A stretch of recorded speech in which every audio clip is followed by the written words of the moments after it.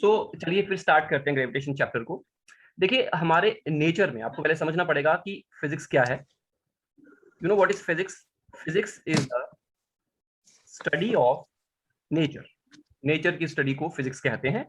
और नेचर में जो फिनोमिना हो रहे हैं, जो इवेंट्स हो रहे हैं, जैसे पत्थर का नीचे गिरना, फैन का चलना, अर्थ का सन के अराउंड घूमना एंड सो ऑन, बहुत सारी चीजें हो रही हैं, पानी का बहना, राइट, पाइप में पानी फ्लो कर रहा है, हर चीज जो भी इवेंट्स, नेचुरल इवेंट्स हो रहे हैं, उनकी स्टडी को फिजिक्स कहते हैं।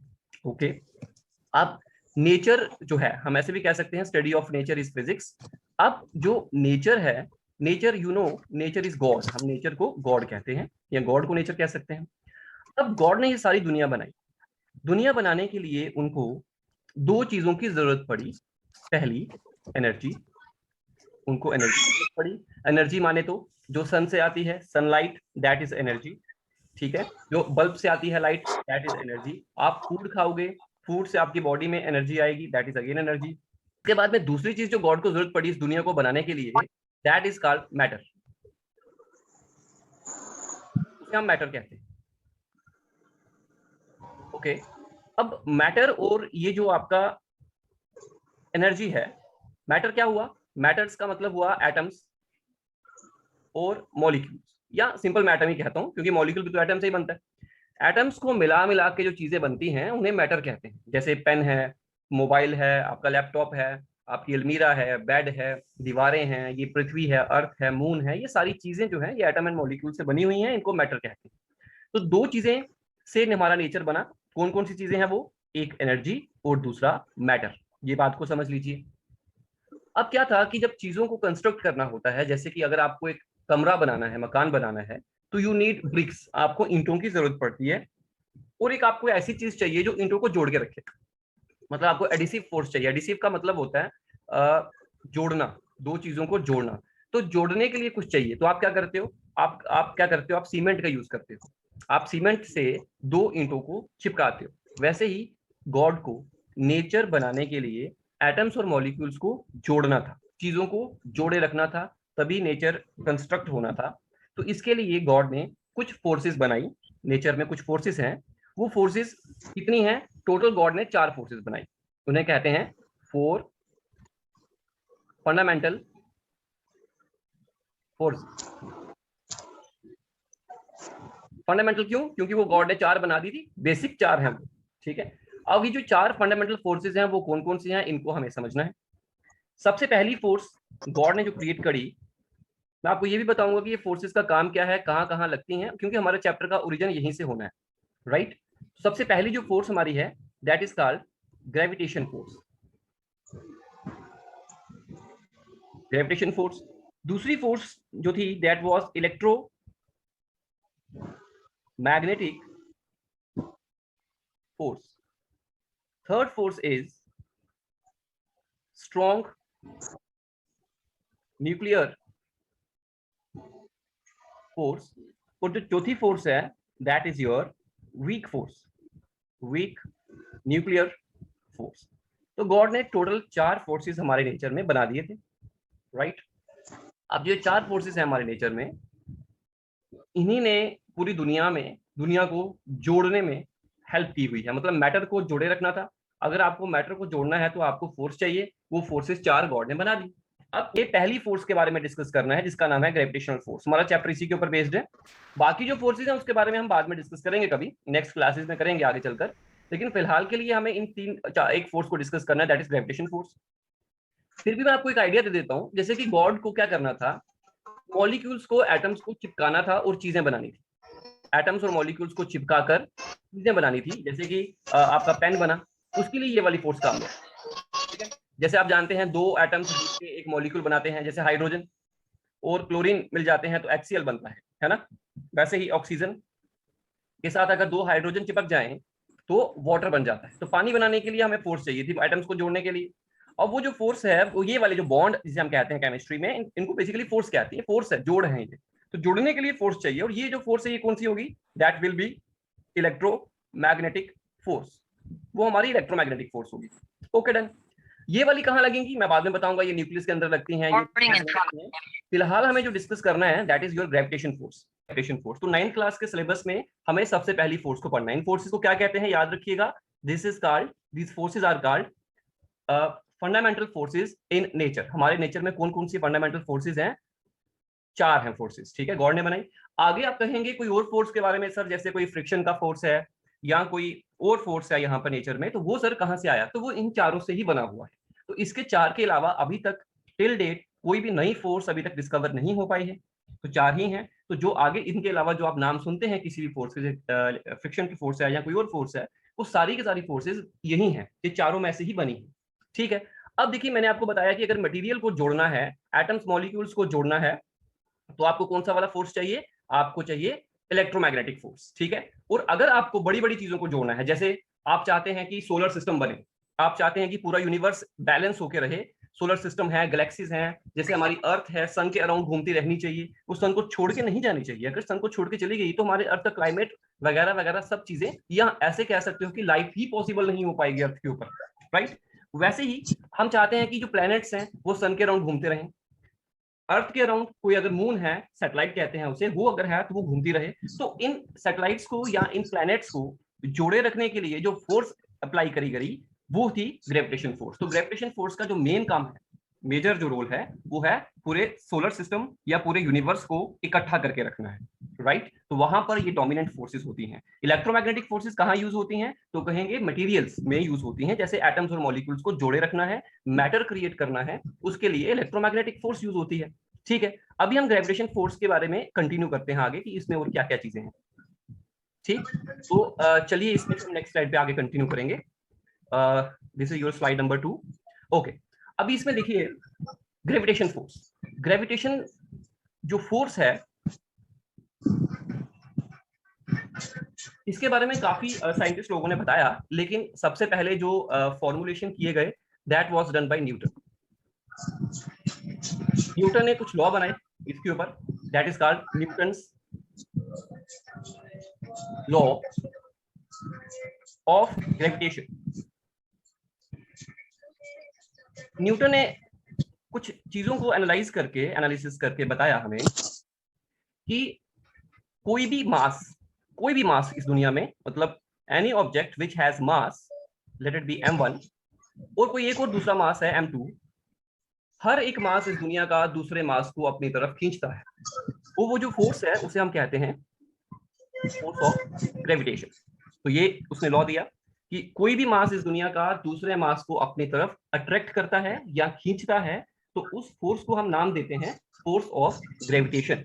अब वो फोर्स कितनी थी ये तो बता दिया कि अट्रैक्शन होती है, ये तो हमने देख भी ली, लेकिन वो फोर्स कितनी है पहले हमें वो देखना पड़ेगा।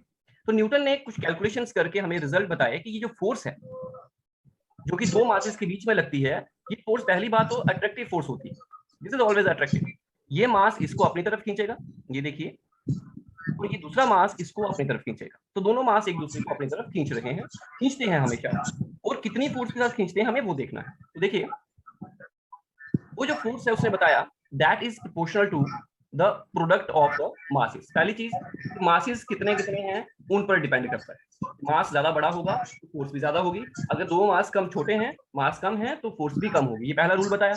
अब इस रूल को भी हम बढ़िया तरीके से समझेंगे। उसने मल्टीप्लाई ही क्यों लिखा बीच में, प्लस माइनस क्यों नहीं लिखा, मैं आपको बताऊंगा। ये जो फोर्स है ये दोनों के बीच का जो डिस्टेंस है, मान लीजिए आर डिस्टेंस है दोनों मासेस के बीच के, उस आर डिस्टेंस के इनवर्सली प्रोपोर्शनल होती है। इनवर्सली वो भी स्क्वायर के प्रोपोर्शनल होती है, ठीक है। जब हम इन दोनों चीजों को ऑब्जर्व करके इन दोनों को मिलाएंगे तो हमारे पास रिजल्ट बनेगा m1 m2 upon r square. उसने कहा कि ये फोर्स जो है वो इन चीजों के प्रोपोर्शनल है। जब हम प्रोपोर्शनलिटी के साइन को हटाएंगे यहाँ से और इक्वालिटी करेंगे, इक्वालिटी करने के लिए हमें कुछ कांस्टेंट डालना पड़ता है, that is known as g, universal gravitational constant. और मैं यहाँ पे लिख देता हूँ उसको, हमने वहां पे g लिख दिया, ठीक है। बाद में g की वैल्यू को कैलकुलेट किया गया और कहा गया कि जो g का वैल्यू है that is 6.67, g equal to 6.67 into 10 power minus 11 newton metre square पर केजी स्क्वायर। तो चलिए देखिए, मैंने आपको बताया कि न्यूटन ने लॉ ऑफ ग्रेविटेशन बनाया। सबसे पहले उसने बताया कि कोई भी दो मास एक दूसरे को अट्रैक्ट करते हैं विद अ फोर्स, और वो फोर्स जो है वो मैंने आपको लिख के बताई कितनी होगी। इसलिए ये मासेस आ गए, डिस्टेंस आ गया और ग्रेविटेशनल कांस्टेंट आ गया एक, इनके बीच में ये फोर्स लगती है। ओके, अब ये फॉर्मूला तो हमें बता दिया गया। इस फॉर्मूला के बाद आगे की बातें हम डिस्कस करते हैं। चलिए, तो ग्रेविटेशन, यहां से हम एक चीज और डिस्कस करेंगे। पहले हम जी को डिफाइन करेंगे कि जी होता क्या है। व्हाट इज जी? जी क्या होता है उसको समझते हैं। देखो, हमारे पास में फोर्स का फॉर्मूला है G m1 m2 upon R square, right. इसके बाद में यहां से अगर हम ऐसा करें कि दो मासेस जो हैं हमने लिए थे, that is equal to m1 equal to m2 equal to 1 kg, वो 1 kg के दोनों मासेस हैं, और जो डिस्टेंस है वो भी 1 मीटर है। मान लेते हैं कि इन दोनों के बीच का डिस्टेंस 1 मीटर है, और इनकी जो मासेस हैं वो 1 kg के हैं। मैं 1 मीटर और kg ही क्यों ले रहा हूँ, क्योंकि आप जानते हैं एसआई सिस्टम में ही यूनिट्स को लिया जाता है, तो ये मैंने ले लिया। तो देन फोर्स किसके बराबर होगी? ये होगी जी, मास कितना है 1, दूसरा मास भी 1 है और रेडियस भी 1 है, तो F इक्वल टू जी आ जाएगा। अब देखो, यहां से हम जी को डिफाइन कर सकते हैं कि जी होता क्या है। तो basically G is equal to the force of gravitation between the two masses of 1 kg each and separated by a distance of 1 metre. तो मतलब इसका ये हुआ कि अगर हम एक एक किलो के दो मास ले लें, अब बात को समझना, एक एक किलो के अगर हम दो मास ले लें और दोनों को हम कितने डिस्टेंस से सेपरेट करें, 1 मीटर, इनके बीच में मान लो कितना डिस्टेंस है, इनके बीच में 1 मीटर का डिस्टेंस है, और दोनों का मास कितना है, एक का मास 1 kg और दूसरे का भी 1 kg है। अब जितना ग्रेविटेशन का फोर्स इन दोनों के बीच में लगेगा ना, उस फोर्स को हम कहते हैं जी। तो बेसिकली जी क्या हुआ, जी एक एक किलो के दो मासेस को जब हम 1 मीटर से डिस्टेंस पे रखते हैं, तब जितनी ग्रेविटेशन की फोर्स उनके बीच में लगती है उसे कहते हैं ग्रेविटेशनल कांस्टेंट जी। ठीक है, this is the definition of G. तो जी क्या है, एक के लिए, एक एक किलो के दो मास 1 मीटर पे रखे हैं, उनके बीच में जितना फोर्स लग रहा है उसको कहते हैं जी। और वो तब कितना फोर्स लगता है, आपके सामने ये लिखा हुआ 6.67 into 10 power minus 11 Newton force लगता है एक एक किलो के दो मासेस को जब हम 1 मीटर पे रखते हैं। चलिए, ये तो बढ़िया समझ में आ गया आप लोगों को कि ग्रेविटेशन फोर्स है क्या। एक चीज मैं आपको यहां से और बताऊंगा, यहां से हमें एक चीज और पढ़नी है, एक्सेलरेशन ड्यू टू ग्रेविटी क्या होती है। आप लोगों ने मोशन का चैप्टर पढ़ा होगा, हम लोगों ने और भी बहुत जिसमें आपने एक्सेलरेशन के बारे में पढ़ा होगा कि स्पीड क्या होती है, एक्सेलरेशन क्या होती है, तो हम बस उसी के बारे में डिस्कस कर रहे हैं अभी। एक्सेलरेशन ड्यू टू ग्रेविटी क्या होती है, इसको हम डिनोट करते हैं जी से, स्मॉल जी होता है इसका सिंबल। बेसिकली आप जानते हैं न्यूटन का जो फोर्स का सेकंड लॉ होता है मोशन का, वो होता है मास इनटू एक्सेलरेशन, राइट। ठीक है, अब देखो मान लीजिए ये अर्थ है हमारे पास, दिस इज अर्थ। थोड़ा सा अर्थ हमारी टेढ़ी हो गई है, इसको अर्थ को सीधा कर लेते हैं।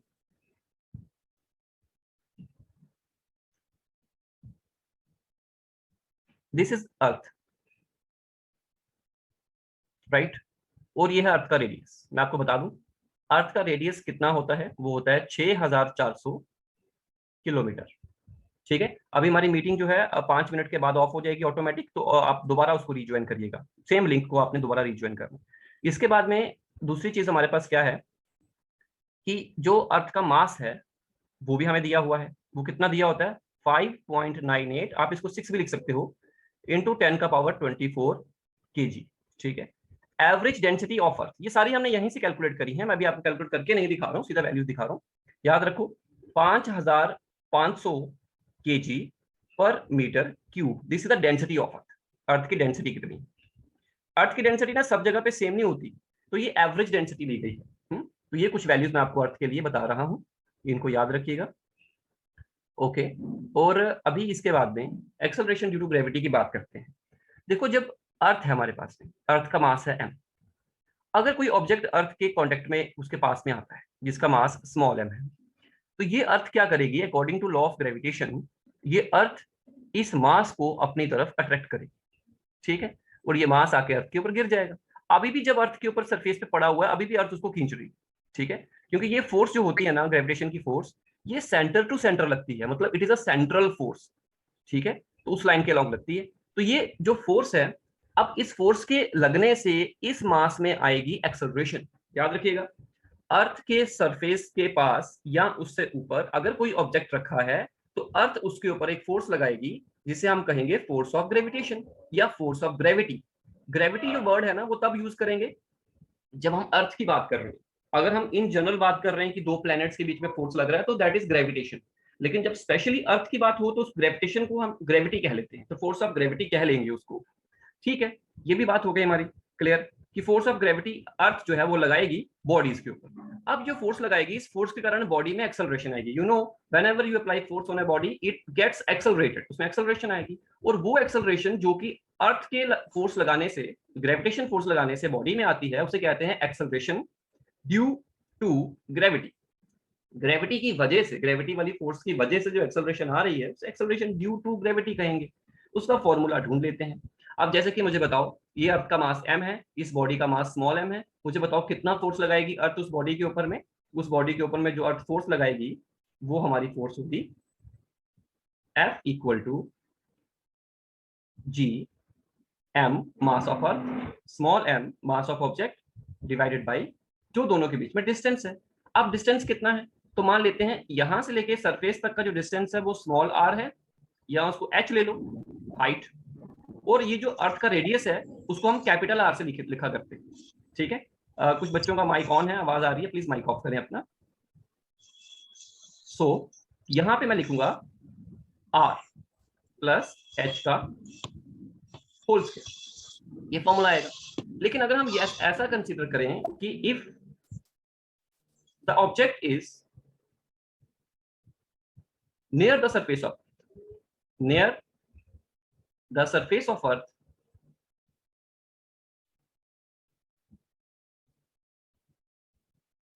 then h can be taken as 0, है ना। या तो अर्थ के सरफेस के बहुत क्लोज ऑब्जेक्ट, या फिर उसी के ऊपर रखा हुआ है ऑब्जेक्ट को सरफेस के ऊपर, तो h तो 0 ही हो जाएगा लगभग। देयरफॉर हम इस फॉर्मूला को, f को हम ऐसे भी लिख सकते हैं, g m m upon capital R square, h को हमने 0 कर दिया। Okay, but you know, according to Newton second law, force का फॉर्मूला तो होता है mass into acceleration, mass into acceleration. ठीक है, this is equation number 1 and this is equation number 2। अब ये भी फोर्स है, ये भी फोर्स है दोनों इक्वेशंस में, तो आप क्या करें, दोनों फोर्स को कंपेयर करें, दोनों इक्वेशंस को कंपेयर करें, compare equation number 1 and equation number 2। और यहां से आप देखोगे कि M A will become equal to G M M upon R square. यहां से दोनों तरफ देखें तो ये स्मॉल m जो है वो कैंसिल आउट हो जाएगा, और एक्सेलरेशन किसके बराबर आएगी, G M upon R square.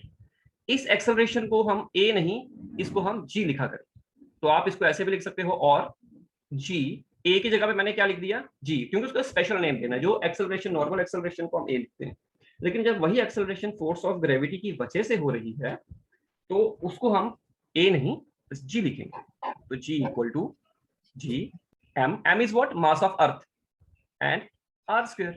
This is the formula for acceleration due to gravity. तो ग्रेविटी की वजह से जो एक्सेलरेशन होती है ये है। अब एक बात और इसमें बड़ी इंपॉर्टेंट है, इस पे बहुत सारे क्वेश्चन पूछे जाते हैं, बड़े सारे बच्चों को, इवन टीचर्स को भी इसके लिए कंफ्यूजन रहती है। ध्यान से समझना, इस जी के फॉर्मूला में ना जो मास है, ऑब्जेक्ट का मास है, वो नहीं आ रहा। ये जो मास है ना ऑब्जेक्ट का, ये नहीं आ रहा है इसके अंदर में, ये पहले ही कट गया।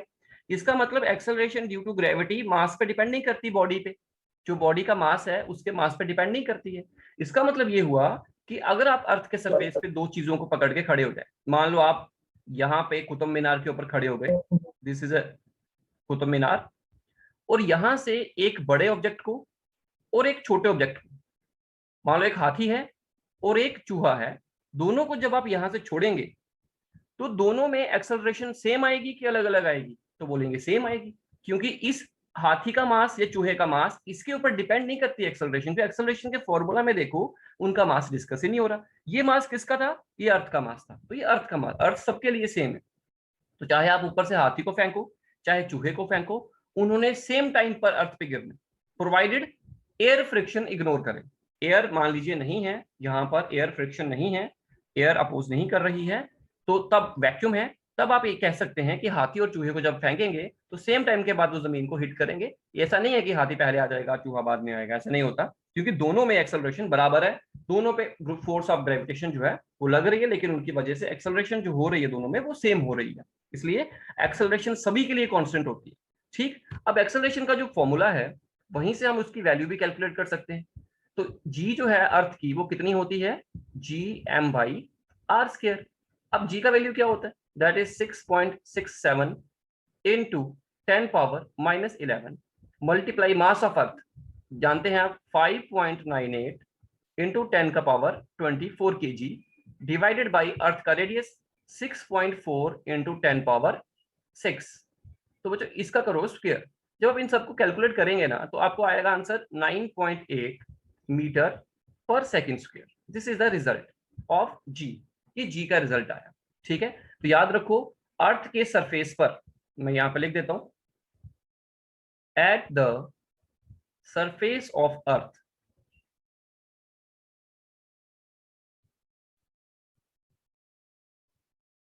Acceleration due to gravity that is G E, वो कितना होता है, या सिंपल जी लिख दो, 9.8 into 10 power, sorry it's not 10 power actually, it's only 9.8 metre per second square, ये इसका यूनिट होता है बेसिकली, तो मीटर पर सेकेंड स्क्वायर ये वैल्यू होती है।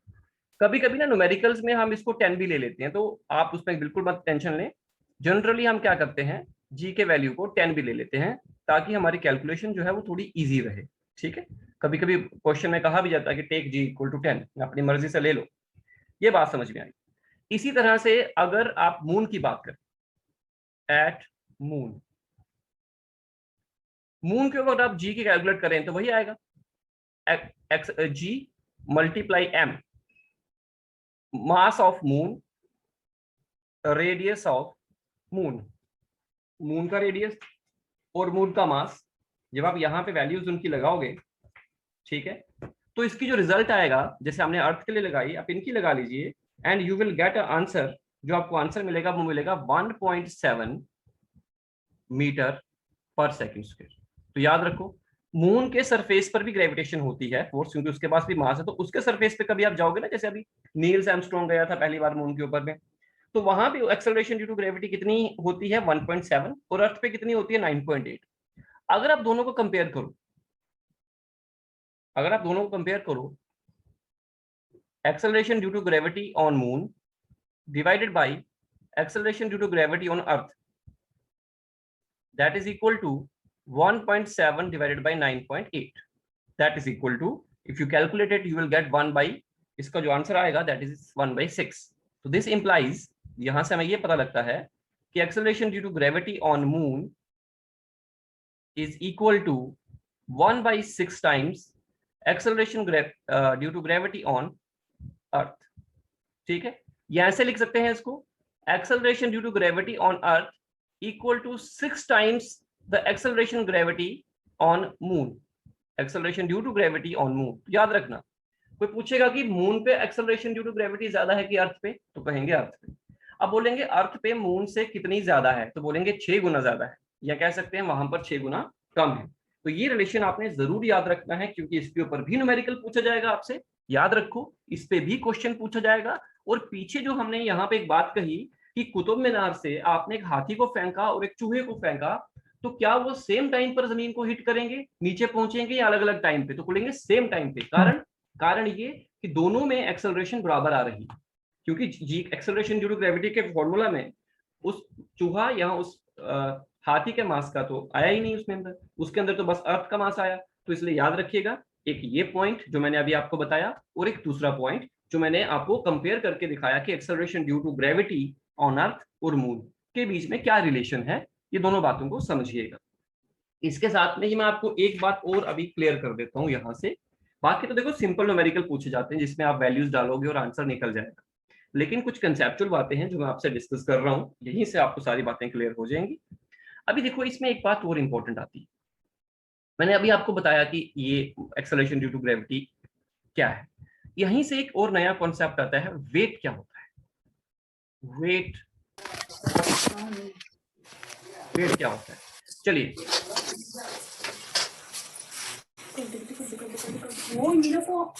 किसी का माइक, मनप्रीत अपना माइक ऑफ करें,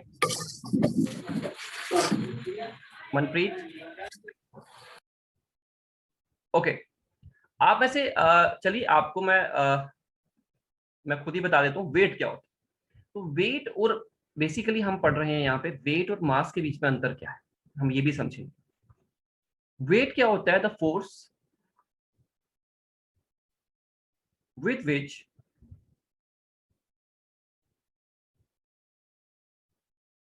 earth attracts the body is called weight of that body. Simple है। किसी भी बॉडी का वेट का मतलब क्या है? जैसे मुझे कहा गया कि जैसे आपका वेट कितना है, मैंने कहा मेरा वेट 70 किलो। इसका मतलब क्या हुआ कि मुझे अर्थ कितनी फोर्स से खींच रही है? 70 किलो फोर्स से खींच रही है। याद रखना इस बात को। किसी का वेट 40 किलो है, इसका मतलब क्या हुआ? अर्थ उसको 40 किलो फोर्स से खींच रही है। तो अर्थ जितनी फोर्स से आपको खींचती है अपनी तरफ, उसे कहते हैं आपका वेट। ठीक है। मास क्या होता है? अच्छा, वेट का फॉर्मूला क्या है मैं ये भी बता देता हूं आपको पहले। तो वेट इज द फोर्स, है ना, with which earth attract the body. तो अर्थ आपकी बॉडी पे कितना ही फोर्स लगाएगी? बोलेंगे m इंटू ए। फोर्स का फॉर्मूला ये होता है मास। आप ये आपका मास बॉडी का, आपकी बॉडी का मास, ये है एक्सेलरेशन। अब जो अर्थ फोर्स लगाती है W, मैं उसको वेट ही कहूंगा, W लिखता है, वो फोर्स होती है। आपका मास और जो अर्थ की एक्सेलरेशन है वो कितनी होती है? ए की जगह मैं क्या लिख दूं? G। तो वेट का फॉर्मूला क्या बनेगा? W equal to m into G। ये न्यूटन सेकेंड लॉ से बनाया। ठीक है। अब मास क्या होता है? मास को थोड़ा समझते हैं। Mass is what? Mass is the quantity of matter, quantity of matter contained in the body।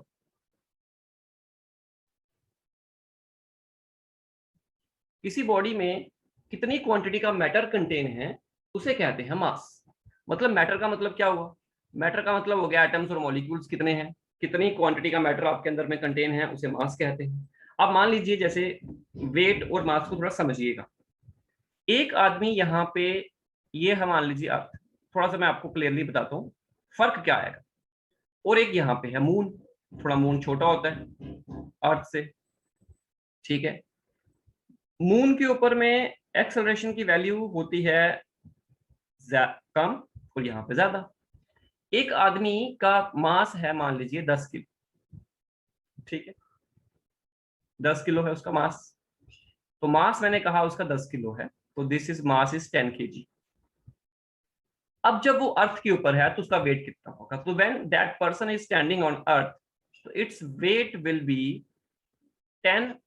Wait कैसे निकालते हैं? Mass into acceleration due to gravity multiply 9.8, that will be equal to 98 kg।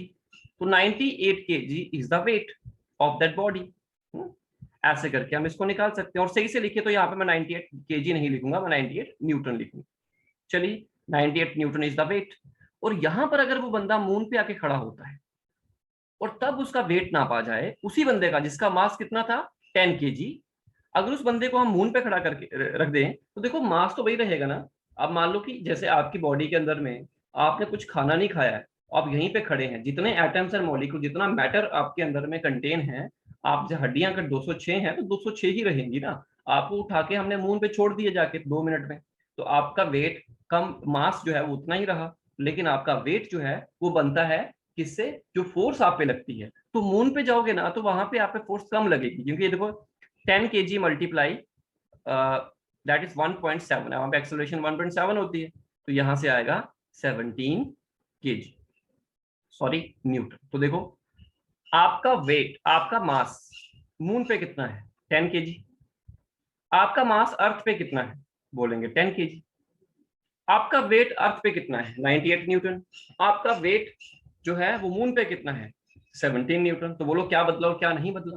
तो बोलेंगे मास नहीं बदलता, मून और wait बदल जाता है। तो एक बात याद रखो, ये क्वेश्चन पूछा जाएगा आप लोगों से कि एक आदमी अर्थ से रॉकेट में बैठ के जा रहा है मून पे। ठीक है, एक आदमी रॉकेट पे बैठ के जा रहा है अर्थ से मून पर, तो बताओ कौन सी वाला क्वांटिटी उसका बदल जाएगा, मास या वेट? क्या सेम रहेगा और क्या बदलेगा? तो बोलेंगे मास नहीं बदलता, चाहे वो कहीं भी चला जाए, लेकिन वेट बदल जाएगा। तो वेट होता क्या है? जिस प्लेनेट पे आप खड़े हैं वो प्लेनेट आप पर कितना फोर्स लगाता है, उसे आपका वेट कहते हैं। तो जैसे कि अर्थ बड़ा प्लेनेट है तो वो ज्यादा फोर्स लगाएगी, मून छोटा है तो वो आप पे फोर्स कम लगाएगा। तो उसी को हम वेट कहते हैं। तो याद रखना, वेट तो मतलब बात बात पे बदल जाता है। आगे चलकर तो 11वीं क्लास में हम आपको बताएंगे कि आप बुर्ज खलीफा पे चढ़ जाओगे ना, तो वहां पे भी आपका वेट थोड़ा सा कम हो जाता है अर्थ के सरफेस। तो जो ये चीजें बाद में डिस्कस करेंगे, अभी इस लेवल पे नहीं कर सकते। कुछ चीजें हैं यहाँ पे फॉर्मूलाज जो बताने वाले हैं आपको। तो इस बात को समझिएगा जरा कि weight depends upon G. Weight depends upon G. Acceleration due to gravity के बदलने से वेट बदल जाता है, याद रखना। और मास कांस्टेंट रहता है, इट नेवर चेंजेस। तो जब तक आपकी बॉडी के अंदर जितना मैटर कंटेन है, जितना भी है उतना रहेगा। तो इस बात को याद रखिएगा और समझ लीजिए इसको अच्छी तरीके से। इसकी रिकॉर्डिंग भी आपको दे दी जाएगी, ठीक है। तो चलिए, आई होप आपको ये चीजें समझ में आई होंगी कि कैसे कैसे इसको हम अंडरस्टैंड कर सकते हैं, मास और वेट में क्या फर्क होता है। चलिए हम थोड़ा सा और आगे बढ़ते हैं। ठीक है, अब मैंने आपको एक्सेलरेशन ड्यू टू ग्रेविटी के बारे में बताया, मास और वेट के बारे में बताया। एक बात और याद रखो, यहीं से पूछा जा सकता है, दिस इज अर्थ, ठीक है। ये बात को मैं आपको एक्चुअली फॉर्मूलाज में नहीं बताऊंगा, अभी 9th क्लास में है आप, लेकिन मैं आपको ना कंक्लूजन जरूर समझा दूंगा, ताकि कभी आप टैकल करना चाहे तो करो। ये देखो, this is the centre of earth, this is the radius of earth, ये सेंटर है ओ। अगर आप कहें कि अर्थ के सरफेस पे एक्सेलरेशन ड्यू टू ग्रेविटी की वैल्यू कितनी होती है, तो मैंने आपको बताई कि अर्थ के सरफेस पे जो जी की वैल्यू होती है वो होती है 9.8। सरफेस पे बोल रहा हूं। अगर आप अर्थ के सेंटर पे चले जाओगे ना, तो याद रखो एक्सेलरेशन ड्यू टू ग्रेविटी की वैल्यू 0 हो जाती है हमेशा। At the centre of Earth G equal to 0, acceleration due to gravity 0 हो जाए, क्योंकि डिस्टेंस 0 हो गया ना। कभी भी दो बॉडीज के बीच में डिस्टेंस नापना हो ना ग्रेविटेशन के न्यूमेरिकल्स के लिए, तो हमेशा सेंटर से सेंटर तक नापना, ऐसे करके। जैसे एक न्यूमेरिकल आता है, मैं आपको बताता हूँ, बड़ा इंटरेस्टिंग न्यूमेरिकल होता है ये। जैसे दो मास है आपके पास, ठीक है, दोनों को जोड़ दिया आपने। इसका रेडियस है 1 मीटर और इसका रेडियस भी है 1 मीटर। ये 10 किलो का है, ये भी 10 किलो का है। आपने बताना इनके बीच में ग्रेविटेशन की फोर्स कितनी। कुछ गरीब बच्चे पता क्या करते हैं, वो 0 लिख देते, कहते सर डिस्टेंस ही नहीं बन, दोनों जुड़ गए हुए हैं तो फोर्स कैसे लगनी। नहीं, हमें हमेशा याद रखो, एक बॉडी का सेंटर और दूसरी बॉडी का जो सेंटर है, उन्हीं सेंटर के बीच का फोर्स को डिस्टेंस मानते हैं आर, ठीक है। तो यहाँ पे आप जानते हैं 6.67 इंटू 10⁻⁻11 यूनिट्स का ध्यान रखिएगा। ऐसा ही सिस्टम के होने चाहिए सारे के सारे। मास 1 मास 2 डिवाइडेड बाई आर। आर कितना है यहाँ पे 2 मीटर। तो आप 2 मीटर लिख के अब इसको सॉल्व कर सकते हैं। Now you can solve it, okay. तो ये बात ध्यान रखिएगा, डिस्टेंस में सेंटर सेंटर निकाला जाता है। दूसरी बात, अगर आप अर्थ के सरफेस से ऊपर जाने लगते हैं, मान लो h हाइट पे ऊपर चले गए, तो यहाँ पे जो g की वैल्यू है, क्या वो इंक्रीज करेगी कि डिक्रीज करेगी। अगर अर्थ के सरफेस पे जितनी वैल्यू है, तो अर्थ के सरफेस से ऊपर जाओगे ना, तो याद रखना g की वैल्यू डिक्रीज करती है। तो ये g जो है, g h जो है, that is less than g।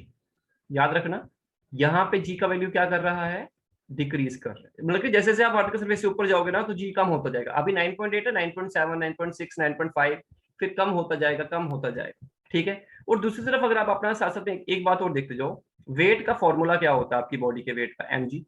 m तो आपको पता चेंज नहीं होता। इसका मतलब वेट किसके प्रोपोर्शनल है, g के। तो जैसे g बदलेगा ना, वैसे वेट बदलेगा। आप मुझे बताओ, आपका वेट अर्थ के सेंटर में कितना होगा। आप बोल सकते हो 0।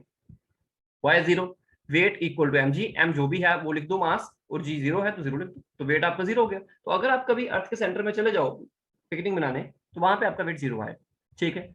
अगर आप अर्थ के सरफेस से ऊपर जाओगे, कहीं मैंने कहा ना भुज खलीफा पे चढ़ जाओगे, उसके भी इतना सा ऊपर जाने से नहीं वेट कम होता। बोलोगे मैं सर नीचे खड़ा हूं, मेरा वेट 40 किलो है, मैं छत पे जाके मेजर किया तब भी 40 है। अरे इतना ऊपर जाने से नहीं कम होता, बहुत ऊपर जाओगे तब जाके कम होगा। तो जैसे मान लो कि कोई बंदा अगर यहाँ पे उसका वेट 60 किलो है, तो वो बहुत ऊपर चला गया अर्थ के सरफेस से, उसका वेट कम होता जाएगा। जैसे जी कम हो रहा है वैसे वेट भी कम हो रहा है। तो याद रखो, अर्थ के सरफेस पे हो तो वेट, आपका वेट या जी की वैल्यू सबसे ज्यादा होती है। अगर नीचे को आओगे तो भी वेट कम होगा, जी कम होगा। अगर अर्थ के सरफेस पे ऊपर जाओगे तो भी कम होगा, ठीक है। याद रखना, अर्थ के सरफेस पे जी की वैल्यू सबसे ज्यादा होती है, अगर आप इसके सरफेस से नीचे को जाओगे सेंटर की तरफ तो भी जी की वैल्यू कम होते होते जीरो हो जाएगी, और अगर ऊपर को जाओगे तो भी कम होते होते जीरो हो जाएगी। तो नीचे को भी डिक्रीज और ऊपर को भी डिक्रीज। इवन अगर मैं इसका ग्राफ बनाना चाहूँ ना तो आप ग्राफ बना के दे सकता हूँ। देखो यहां पे ले लीजिए आप डिस्टेंसेस, ये अर्थ का सेंटर ओ, ये अर्थ का सरफेस है, ये जी की वैल्यू ऊपर की तरफ जी ले रहे, तो पीछे को अर्थ के सेंटर पे आना हो तो जी ऐसे कम होता है, ऊपर को जाना हो जी ऐसे कम होता है, लाइक दिस, इस तरह से। तो आगे को जाओगे ना तो भी जी कम होगा, पीछे को आओगे तो भी जी कम होगा, है ना। तो सबसे ज्यादा कहाँ रहेगा, सरफेस के ऊपर। देखो सबसे ज्यादा यहाँ पे, तो याद रखना अर्थ के सरफेस से ऊपर जाओगे तो भी आपका वेट, क्योंकि जी और वेट सेम तरह से चेंज करते हैं, ऊपर जाओगे अर्थ के सरफेस से तो वेट कम होगा, नीचे आओगे तो वेट कम होगा, अर्थ के सेंटर पे चले जाओगे तो वेट आपका जीरो हो जाएगा। इसको एक बार दोबारा सुनना और समझना। चलिए आगे बढ़ते हैं। अब एक बात पे और लड़ाई थी हमारी। क्या लड़ाई थी, न्यूटन अंकल ने कहा कि जो सन है, सन के अराउंड में प्लैनेट्स चक्कर मारते हैं, सोलर सिस्टम पड़ा होगा, तो प्लैनेट्स जो है वो चक्कर मारते हैं, तो वो जो गोल गोल घूमते हैं वो किस वजह से घूमते हैं, तो उन्होंने कहा कि फोर्स ऑफ ग्रेविटेशन होती है दोनों के बीच में, तो वो पकड़े रखती है, जाने नहीं देती है, गोल गोल घूमती है जैसे अर्थ के मून घूम रहा है। क्वेश्चन ये था कि जो अर्थ है या कोई और प्लैनेट ले लो, अर्थ की बात कर लेते हैं, ये किस तरह के ऑर्बिट में घूमता है, ये गोल घूमता है, सर्कुलर ऑर्बिट है अर्थ का, या कोई और टाइप का है। तो न्यूटन ने कहा भाई सर्कुलर होता है। लेकिन कुछ सालों के बाद एक साइंटिस्ट आए जिनका नाम था कैपलर, KEPLER। कैपलर was a scientist. कैपलर के जो टीचर थे जिनसे वो PhD कर रहा था, जो प्रोफेसर थे, उन्होंने स्पेस के बारे में काफी रिसर्च कर रखी थी, तो कुछ कंक्लूजन नहीं निकले थे, बुक्स काफी लिखी थी, बहुत उसके बारे में रिसर्च करी थी। तो जब स्टूडेंट उसका आया कैपलर, तो उसने उनकी रिसर्च को स्टडी करा, तो उन्होंने उसको स्टडी करके एक लॉ बनाए जिसे हम कहते हैं Kepler's laws of planetary motion. Kepler's laws of planetary motion.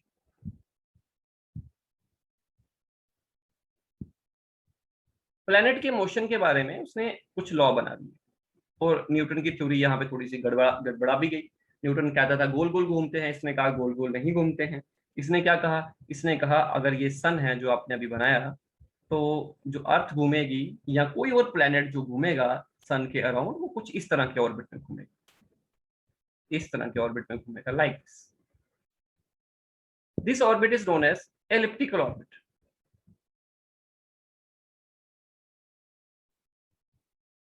Elliptical orbit, ये जो न्यूटन ने कहा था, उसने कहा था सर्कुलर ऑर्बिट। बाद में जब कैलकुलेशन हुई तो जो इलिप्टिकल ऑर्बिट है वो सच निकला, सर्कुलर झूठ निकला। तो न्यूटन की बात गलत निकली, न्यूटन कहता था कि सर्कुलर ऑर्बिट है, वो गलत निकला। सही क्या निकला, इलिप्टिकल ऑर्बिट सही निकला। तो planets revolve around the sun in elliptical orbits. कभी डायग्राम्स देखोगे उसमें दिखाया होता है इलिप्टिकल ऑर्बिट ऐसा होता है, ये होता है इलिप्स, ऐसे करके। कहीं कभी आपके पास लोहे का अगर कोई कड़ा है ना, कड़ा कोई सा फ्लेक्सिबल कड़ा हो, उसको ऊपर से और नीचे से प्रेस करना, तो उसकी शक्ल थोड़ी सी ऐसे हो जाएगी, है ना। तो इसे इलिप्स कहते हैं। This is called ellipse. Ellipse भी एक जैसे सर्कल है वैसे इलिप्स होता है, स्क्वायर, इलिप्स वगैरह वगैरह। तो कैपलर ने 3 लॉ बना दिए। पहला लॉ उसे कहते हैं law of orbit, law of orbits. इसमें उसने क्या कहा, इसमें उसने कहा कि एवरी प्लैनेट, मैं लिखूंगा नहीं सिर्फ बोलूंगा, ध्यान सुनना। Every planet revolve around the sun in an elliptical orbit with sun at the one of the foci. अब थोड़ा समझना मैंने क्या बोल दिया। उसने कहा कि ये है एक ellipse,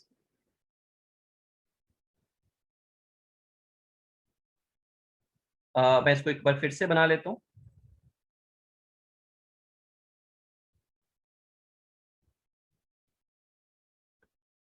this is a ellipse, ठीक। और ये होता है इलिप्स का major axis, remember it, major axis या डायमीटर टाइप का बनाते हो ना, वैसे करके कुछ। और ये होता है इसका माइनर एक्सिस, ये सेंटर आ गया। और यहाँ पे 2 पॉइंट्स लिए जाते हैं, ये मैथमेटिक्स है, ये पॉइंट और ये पॉइंट, इसको कहते हैं फोकस। ये जो है ये F1 F2, ये F1 फोकस 1 फोकस 2, ये 2 पॉइंट फोकस होते हैं, ठीक है। कहते हैं कि सन यहां प्रेजेंट होगा, तभी येलो बना रहा हूँ, सन है ना, ये सन प्रेजेंट यहाँ पे है, और जो अर्थ है ना वो ऐसे इस ऑर्बिट पे घूमती है लाइक दिस। इसका मतलब ये हुआ, ये इसका डिस्टेंस हो गया अर्थ। इसका मतलब ये हुआ कि जब अर्थ यहाँ पहुंचेगी तो वो सन के क्लोज होगी, अभी भी क्लोज है जब यहाँ पहुंची, तो जब यहाँ पहुंची थोड़ी दूर चली गई, और दूर चली गई, सबसे दूर आई, और फिर पास आई, फिर पास आई, फिर पास आई, ऐसे करके रही। जब अर्थ सबसे दूर होती है ना, उस पॉइंट को पता क्या कहते हैं? उसे कहते हैं पेरीहीलियम, सॉरी एपीहीलियम। और जो पॉइंट जो सन के बहुत क्लोज होता है जब अर्थ आती है, उस पॉइंट को कहते हैं पेरीहीलियम। पेरीहीलियन और एपीहीलियन इनको कहा जाता है। ओके, तो ये दो पॉइंट्स को याद रखिएगा कि पेरीहीलियन क्या होता है और एपीहीलियन क्या होता है। ठीक है, आगे बढ़ते हैं। अब अब थोड़ा सीजन का समझते हैं। कहते हैं कि जब अर्थ एक चक्कर मारती है ना पूरा सन का, तो एक साल हो जाता है। तो सोचो जिन दिनों में अर्थ सन से दूर है, अभी दूर है, ये देखो इन दिनों में, तो इन दिनों में सर्दियां होती है, ठंड होती है क्योंकि सन दूर है हमसे। और जिन दिनों में अर्थ यहाँ पे पास में आती है ना, उन दिनों में गर्मियां होती है। तो आजकल अर्थ पास में होगी, है ना, तभी गर्मियां हो रही है। तो आपको पता ना, साल एक चक्कर अर्थ का उसे एक साल कहते हैं। उस साल में सीजन्स आते हैं, वो सीजन्स आते हैं बिकॉज कभी अर्थ सन से दूर होती है तो ठंड हो जाएगी, क्योंकि दूर होने से वहां से हीट कम आएगी, और कभी पास होती है तो उस समय गर्मी हो जाएगी। ये उसने पहला लॉ बताया। पहले लॉ में बस यही कहा कि अर्थ इलिप्टिकल, या कोई भी प्लेनेट सन के अराउंड इलिप्टिकल ऑर्बिट में घूमता है, और उस जो आपका इलिप्टिकल इलिप्स है, इलिप्टिकल ऑर्बिट है, उसका जो फोकस है वहां पे सन प्रेजेंट होगा, सेंटर में नहीं होगा सन, सन फोकस पे होगा। ये पहला लॉ है। लॉ नंबर 2 उसका क्या था? लॉ नंबर 2 देखते हैं। उसने बताया law of area. Second law को क्या कहा? Law of areas. एरिया का लॉ क्या होता है? तो चलिए एरिया के लॉ को पढ़ते हैं। ये थोड़ा एरियर्स हो गया, एरिया। हाँ, फिर से देखो, मैं यहाँ पे एक एलिप्स बनाता हूँ। This is ellipse. मैंने कहा ये जो लंबी लाइन होती है ना, ये वाली, इसको कहते हैं मेजर एक्स, मेजर एक्सिस। और छोटी लाइन को कहते हैं minor axis, minor axis, major axis, minor axis. चलिए, तो यहां से ड्रॉ कर लेता हूं मैं आपके पास एक मेजर एक्सिस, और ये आ गया आपके पास, ये पॉइंट आगे फोकस जहाँ पे सन प्रेजेंट है। ठीक है, यहाँ से ना मेजर एक्सिस को फिलहाल के लिए ना रिमूव कर देता हूँ, थोड़ा डायग्राम में ना कंफ्यूजन ना हो जाएगा। हाँ जी, इसको भी रिमूव कर देता हूँ। ये इलिप्स आ गया, अर्थ का ऑर्बिट आ गया, प्लेनेट, कोई भी प्लेनेट का ऑर्बिट आ गया। और मान लीजिए अर्थ अभी यहाँ प्रेजेंट है, अर्थ। तो ये जो है ना, ये जो लाइन होती है इसे बोलते हैं रेडियस वेक्टर। रेडियस, डिस्टेंस, जो line joining the sun with Earth. Okay, मान लो 5 मिनट के बाद में अर्थ आपकी यहाँ पहुंच जाती है, तो यहां से ये डिस्टेंस कम हो गया इस बार। अब देखो, जैसे गाड़ी के आगे वाइपर लगे होते हैं ना, और वो क्या करता है, वो स्वीप करती है। वाइपर क्या करता है? स्वीप करता है ग्लास के ऊपर, पानी को हटाता है। वैसे ही लाइन जब यहां से, मतलब पी पॉइंट से जब की क्यू पॉइंट पे अर्थ गई, तो उसका जो रेडियस लाइन है, रेडियस वेक्टर है, उसने एरिया स्वीप करा। कौन सा एरिया स्वीप करा? ये वाला, है ना। तो ये क्या कहता है कि द लाइन, ओके, तो we have to complete within 10 minutes, हमारे पास 10 मिनट बचे हैं। द लाइन ज्वाइनिंग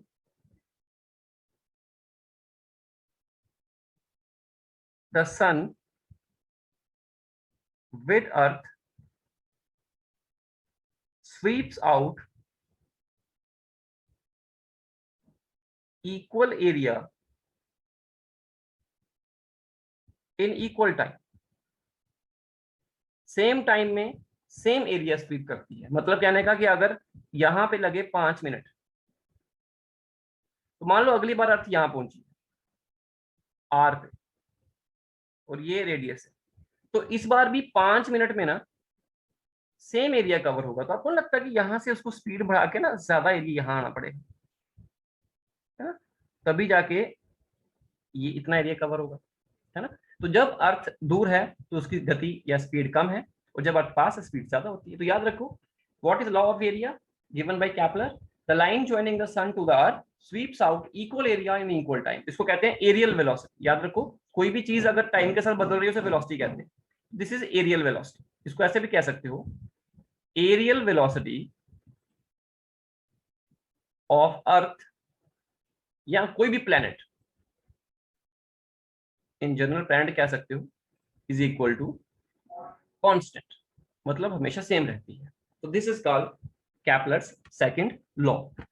केपलर का थर्ड लॉ सुनो, वो सबसे easy, number 3, law of, third law को कहते हैं law of periods, PERIODS, law of period. Law of period क्या होता है? एक सिंपल सी बात है, मैं फिर से डायग्राम यहाँ पे बना के सबको समझाऊंगा।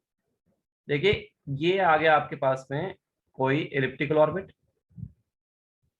और ये जो है ना, यहां से ये सेंटर आ गया, ये आ गया।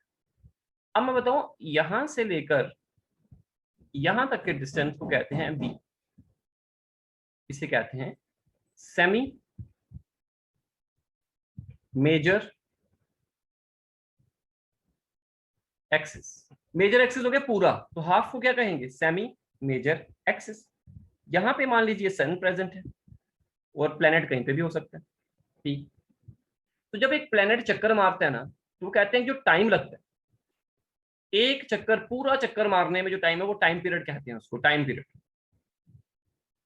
जैसे अर्थ का टाइम पीरियड कितना है? 365 डेज पॉइंट समथिंग होता है, इन ऐसे जनरली 365 लिखते हैं। तो कहते हैं ना, कोई भी प्लेनेट जो कि घूम रहा है सन के अराउंड इलिप्टिकल ऑर्बिट में, उसके टाइम के रिलेशन में ये कहा गया कि the square of the time period, the square of the time period of revolution is directly proportional to cube of the semi major axis. जितना बड़ा सेमी मेजर एक्सिस होगा, मतलब जितना बड़ा ऑर्बिट होगा, उतना ज्यादा टाइम लगेगा। तो square of the time period of revolution of a planet is directly proportional to the cube of the semi major axis. तो बच्चों, ये होता है केपलर का थर्ड लॉ। यहां से एक बात और समझ सकते हैं, T square is equal to B cube, constant लिख दो यहाँ पे, एक मान लीजिए कॉन्स्टेंट के लिख दो, बी क्यूब, और यहां से आएगा T square upon B cube equal to constant. K की जगह मैं लिख दूं कांस्टेंट। याद रखना कि अब ये बी है ना, जनरली हम क्या करते हैं, कभी कभी हम क्या करते हैं कि इस बी को हम रेडियस मान लेते हैं। बेसिकली रेडियस क्या होता है, अगर देखो, सर्कल में और इलिप्स में थोड़ा ही फर्क होता है, बस इतना ही फर्क। तो आप जो इसका सेमी मेजर एक्सिस है ना, उसको आप रेडियस भी मान सकते हो। और जो डिस्टेंस होता है सन का प्लैनेट से, तो हम कभी कभी क्या करते हैं, हम इसको ऐसे लिख लेते हैं, T square upon R. R हो गया इसका सन का डिस्टेंस, लिख देता हूं, distance of planet from sun. ये सेमी मेजर एक्सिस था B, that is equal to constant. ये चीज हमारी constant. This is called Kepler's third law. ये थर्ड लॉ है, तो याद रखो, केपलर ने 3 लॉ दिए। पहला लॉ ऑफ ऑर्बिट्स, उसमें बताया कि उसमें बस ये बात बताई है कि सन जो है, अर्थ जो है, प्लेनेट जो है कोई भी, वो सन के अराउंड इलिप्टिकल ऑर्बिट में घूमता है, सन किसी एक फोकस पे प्रेजेंट होता है। दूसरा लॉ बताया कि एरियल वेलोसिटी प्लेनेट की कांस्टेंट रहती है। तीसरा लॉ बताया टाइम के रिलेटेड कि square of the time period of revolution of a planet is directly proportional to the cube of the semi major axis. ठीक है, ये 3 लॉस थे, कंप्लीट हो गए। तो बच्चों, ये हमारा केपलर लॉ भी कंप्लीट हो गया यहाँ से। और दूसरी बात इसमें मैंने आपको ये भी बताई कि जी की वैल्यू में क्या इफेक्ट पड़ता है। एक चीज मैं आपको बता देता हूँ, फ्री फॉल क्या होता है। फ्री फॉल, तो जब आप ग्रेविटी के इफेक्ट में हो, मैंने कहा ना, वैसे ग्रेविटेशन है, लेकिन अर्थ के केस में हम उसको ग्रेविटी कहते हैं, निक नेम हो गया ग्रेविटी। जैसे किसी का नाम होता है ना, किसी का नाम शाम है, तो घर पे शामू कहते हैं। वैसे इन जनरल ग्रेविटेशन है, लेकिन जब अर्थ के केस में बात करेंगे, अर्थ के स्पेशल केस में बात करेंगे, तो उस ग्रेविटेशन को नाम रख देते हैं ग्रेविटी। तो ग्रेविटी ग्रेविटेशन सेम बात है, कोई फर्क नहीं है, चीज तो सेम ही रहेगी। दिस इज अर्थ, और ये अर्थ का रेडियस है, ये अर्थ का सेंटर है, रेडियस आर है। कितना रेडियस होता है याद करो, 6400 किलोमीटर। मीटर में लिखोगे तो आएगा 6.4 × 10⁻⁶ मीटर। करके देख लो, कोई भी बॉडी कोई भी बॉडी या कोई आदमी अगर उसको आप ऊपर जाके छोड़ दो फ्री, और वो अर्थ के ग्रेविटी के कारण वो नीचे को आ रहा है, तो उसे कहते हैं फ्री फॉल। फ्रीली नीचे को गिर रहा है, ठीक है, that is called free fall. तो उस केस में हम उसको फ्री फॉल कहते हैं, राइट। तो ये है हमारा चैप्टर। इस चैप्टर में सारी चीजें मैंने आपको बता दी हैं। इसमें जो मेन चीजें हैं वो आपको याद क्या रखनी है, केपलर के लॉ। और एक सवाल आप घर पे अपने होमवर्क जरूर करें, difference between weight and mass. Mass और वेट में क्या फर्क है मैंने आपको बता दिया, बेसिक डेफिनेशन मैंने आपको बता दी। वेट क्या है? वेट एक फोर्स होती है। कौन सी वाली? जिसके साथ अर्थ या कोई प्लेनेट आपको खींचता है, with which earth attract the body,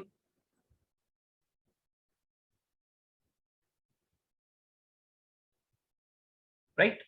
और mass quantity of matter contained in the body. तो बच्चों इसी के साथ हमारा चैप्टर जो है वो कंप्लीट हो गया। हमने सारी चीजें डिस्कस कर ली हुई हैं। अब आपको क्या करना है कि एनसीईआरटी बुक खोल के एक बार रीड करनी है और एनसीईआरटी की जो प्रॉब्लम्स है, न्यूमेरिकल प्रॉब्लम्स, उनको सॉल्व करना है। ओके बच्चों, आज के लिए इतना ही। Thank you.